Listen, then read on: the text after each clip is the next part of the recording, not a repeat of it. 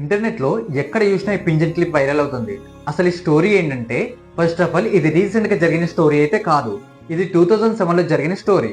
2007 లో ఒక famous German film maker wild life documentary తీయడానికి వెళ్ళినప్పుడు జరిగిన ఇన్సిడెంట్ ఇది. ఆ డాక్యుమెంటరీ పేరు encounters at the end of the world. Normal గా అన్ని పింగ్విన్స్ తన కాలనీతోనే ట్రావెల్ అవుతూ ఉంటాయి, అంటే తన గ్రూప్ తోనే ట్రావెల్ అవుతూ ఉంటాయి. కానీ ఆ రోజు ఆ ఫిలిం మేకర్ కి ఒక డిఫరెంట్ థింగ్ కనిపించింది. అన్ని పింగ్విన్స్ రాసీ వైపు వెళ్తుంటే ఆ ఒక్క పింగ్విన్ మాత్రం 70 కిలోమీటర్స్ దూరంలో ఉన్న మౌంటైన్స్ వైపు వెళ్తూ కనిపించింది. ఇందులో స్పెషల్ ఏముంది అంటే, నార్మల్ గా పింగ్విన్స్ ఎప్పుడు సీ అండ్ వాటర్ లెవెల్ దగ్గర మాత్రమే సర్వైవ్ అవ్వగలవు.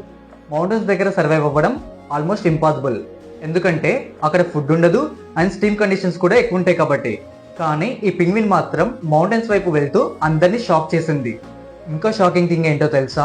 ఆ టీం వాళ్ళు సీ డైరెక్షన్ లో టర్న్ చేయించినా కూడా అది మౌంటైన్స్ వైపు వెళ్తుంది. అప్పుడు అందరి క్వశ్చన్ ఒకటే, బట్ వై?